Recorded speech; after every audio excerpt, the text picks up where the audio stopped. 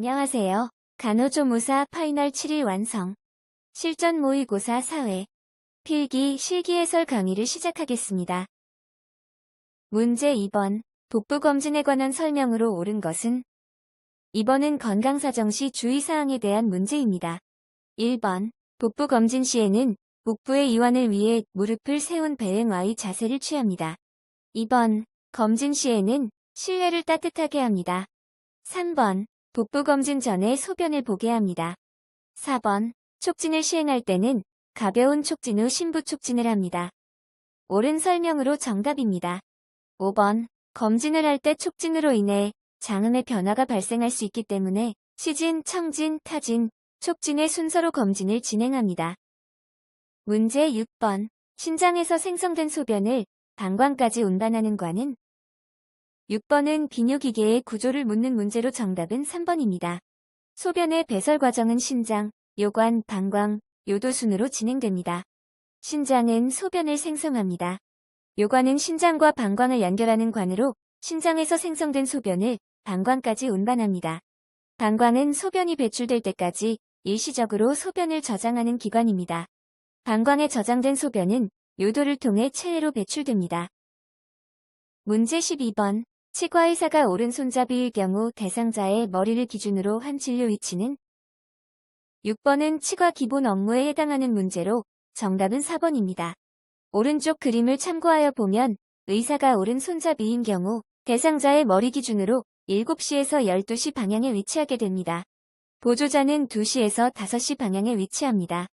같은 위치에서 기구를 교환하게 된다면 기구 교환 영역은 4시에서 7시 영역에서 이루어집니다. 문제 19번. 당뇨병 환자의 발관리를 위해 간호조무사가 실시한 간호로 옳은 것은? 19번은 당뇨 환자 발관리에 관한 문제입니다. 당뇨병은 감염에 취약하고 혈액순환 장애로 상처 치유가 느립니다. 이러한 이유로 당뇨 환자의 발관리는 매우 중요합니다.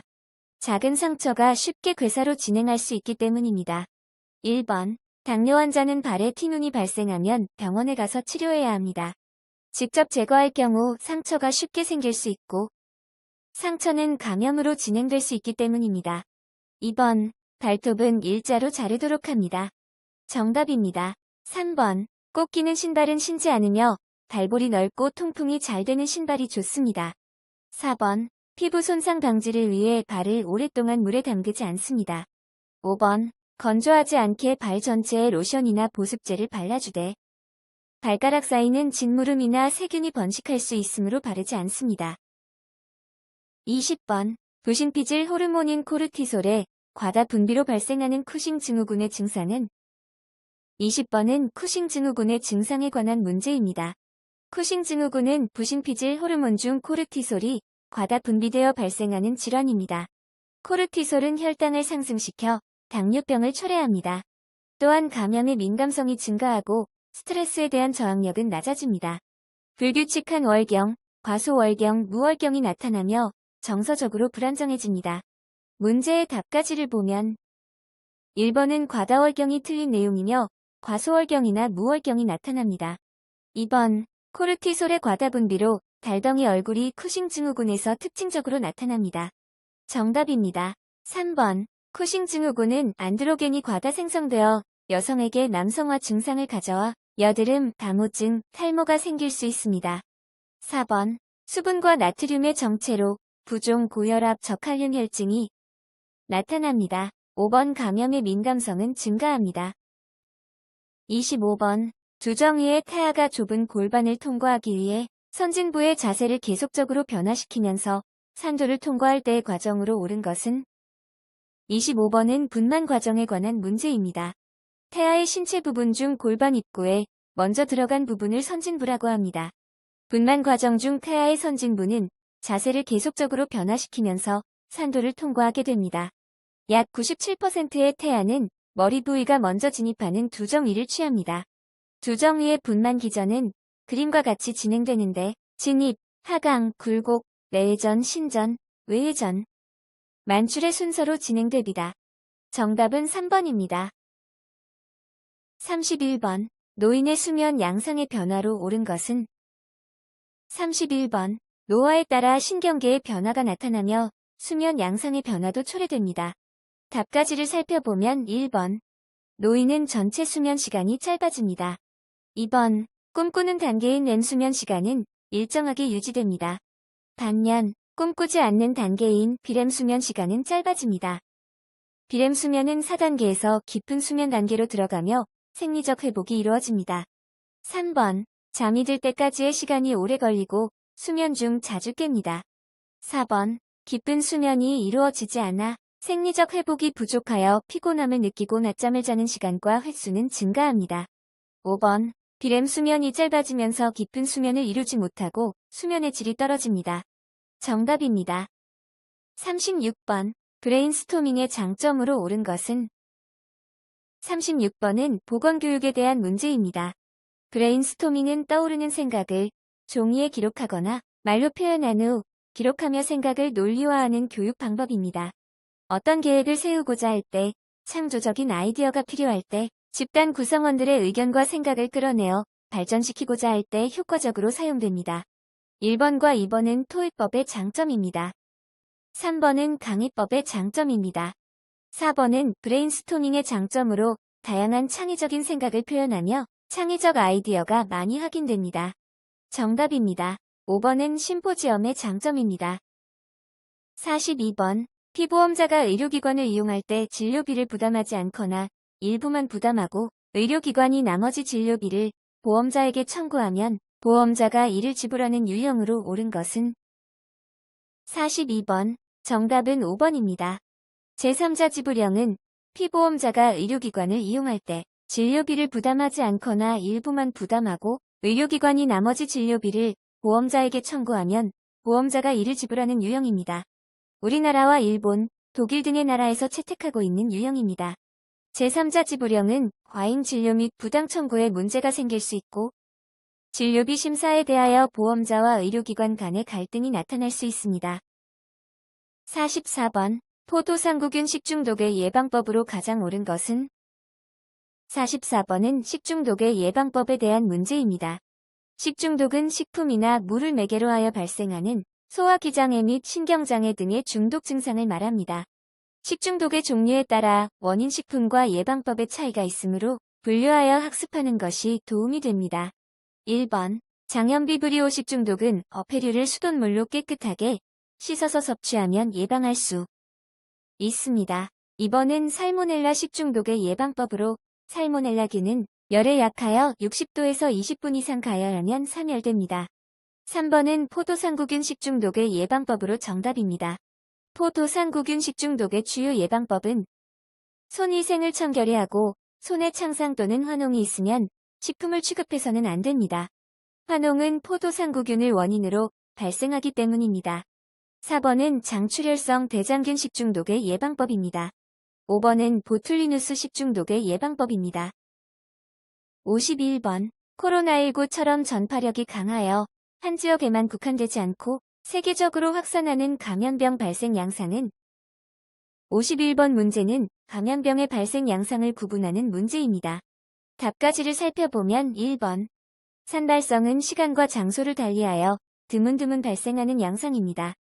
2번 유행성은 한 지역에서 같은 감염병이 단 시일 내에 계속해서 발생하고 또 넓은 범위로 만연하는 경향이 있을 때를 말합니다.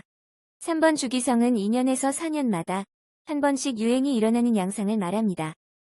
4번 토착성은 지방의 특수 사정에 의해 그 지방의 환자가 계속 발생할 때를 말합니다. 5번 범유행성은 만연의 정도가 심하여 한 지역에 국한되지 않고 전 세계에 퍼지는 경향이 있을 때를 의미합니다. 따라서 현재 코로나19와 같은 감염병 발생 양상은 범유행성이며 정답은 5번입니다.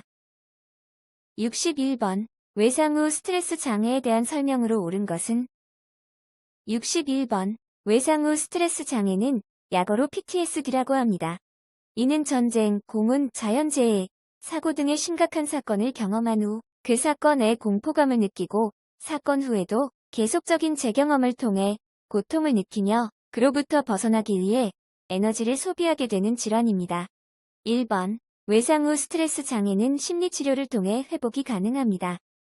2번. 기억이 상실되지 않고 심각한 사건에 대해 계속적인 재경험으로 고통을 느끼게 됩니다. 3번. 상상으로 만들어낸 기억이 아니라 환자가 경험한 심각한 사건입니다. 4번. 일상의 스트레스가 아닌 심각하고 극심한 스트레스를 경험하게 됩니다. 5번은 정답으로 외상 후 스트레스 장애 환자는 심각한 사건 즉 생명을 위협할 정도의 극심한 스트레스를 경험한 후에 발병하게 됩니다. 64번. 지역사회 간호사업에서 가족간호에 대한 설명으로 옳은 것은 64번은 지역사회 간호사업의 기본 단위인 가족에 대한 문제입니다. 1번. 가족은 지역사회의 기초적, 1차적 집단입니다. 2번. 가족은 형성, 확대, 축소, 해체의 과정을 거치게 됩니다. 3번. 보통 가족은 한 가구 내에서 같이 거주하지만 동거하지 않더라도 가족으로 간주합니다. 4번. 가족에 대한 건강 간호 요구가 발생했을 때는 가족원들이 스스로 문제를 해결할 수 있도록 협조하고 돕는 것이 바람직합니다. 가족 간호에 대한 옳은 설명으로 정답입니다. 5번. 가족 간호 계획을 세울 때에는 간호사는 가족과 함께 협의하여 세우는 것이 바람직합니다. 69번. 정신질환자의 보호 의무자가 될 수 있는 사람으로 옳은 것은 69번은 보건의료 관련 법규 문제입니다. 정신건강 증진 및 정신질환자 복지 서비스 지원에 관한 법률에 따라 정신질환자의 보호 의무자가 될 수 있는 사람을 제39조에서 설명하고 있습니다.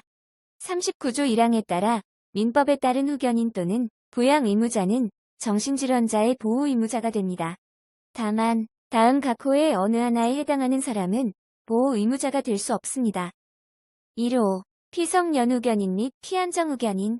2호. 파산 선고를 받고 복권되지 아니한 사람. 3호. 해당 정신질 환자를 상대로 한 소송이 계속 중인 사람 또는 소송한 사실이 있었던 사람과 그 배우자. 4호. 미성년자. 5호. 행방불명자. 6호. 그 밖에 보건복지부령으로 정하는 부득이한 사유로 보호의무자로서의 의무를 이행할 수 없는 사람은 정신질환자의 보호의무자가 될 수 없습니다. 따라서 정답은 4번 민법에 따른 후견인입니다. 72번. 혈압 측정 시 커프를 감을 때 주의사항으로 옳은 것은 72번은 활력 징후 측정 중 혈압 측정에 대한 문제입니다. 혈압 측정 시 커프의 상태에 따라 혈압 측정 값의 오류가 발생할 수 있으므로 주의해서 커프를 선택하고 적용해야 합니다. 1번. 커프의 크기는 대상자의 팔의 지름보다 20% 정도 더 넓고 상완의 3분의 1을 덮어야 합니다. 2번. 커프를 느슨하게 감으면 측정값이 높게 측정됩니다.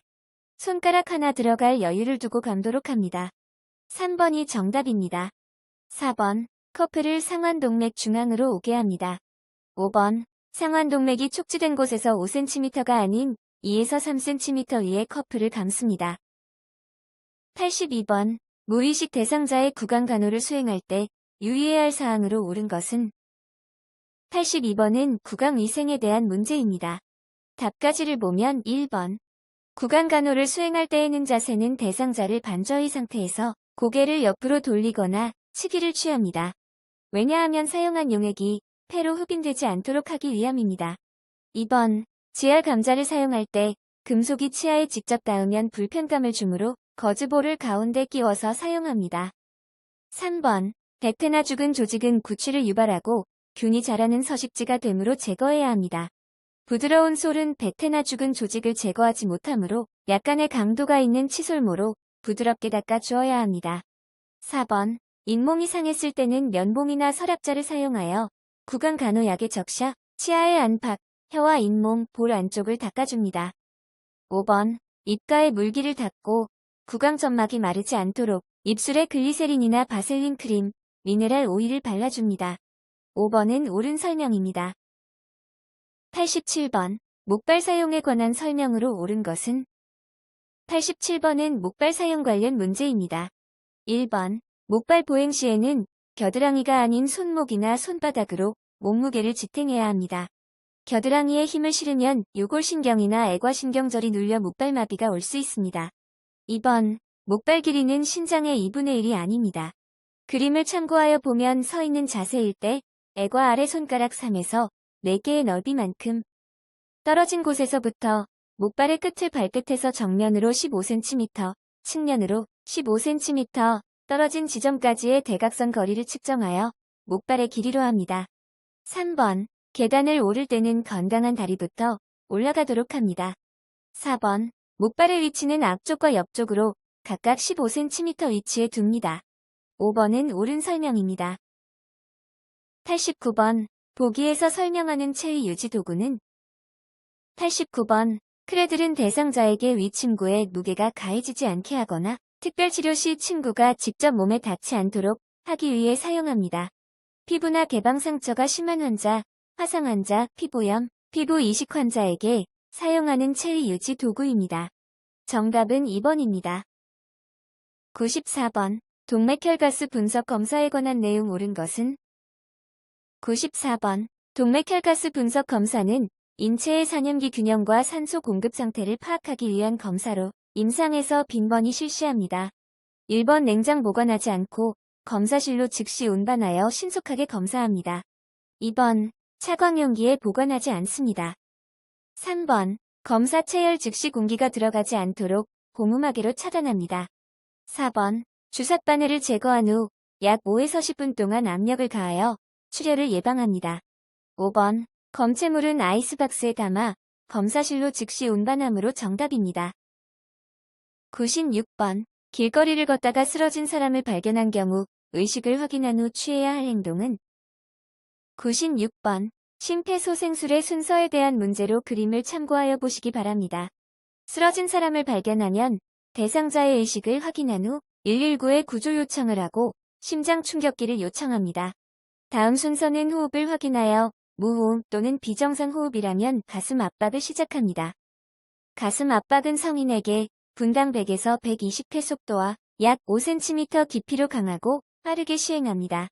머리 기울임 턱 들어올리기 방법을 사용하여 기도를 개방하고 인공호흡을 시작합니다. 가슴 압박과 인공호흡을 30대 2의 비율로 구급대원이 도착할 때까지 반복 시행합니다. 심장 충격기가 도착하면 즉시 사용하며 환자가 회복되면 흡급제를 취해줍니다. 문제에서 의식을 확인한 후에 취해야 할 행동을 묻고 있기 때문에 정답은 구조 요청으로 3번입니다. 이상으로 간호조무사 파이널 7일 완성. 실전 모의고사 4회 필기 실기 해설 강의를 마치겠습니다. 감사합니다.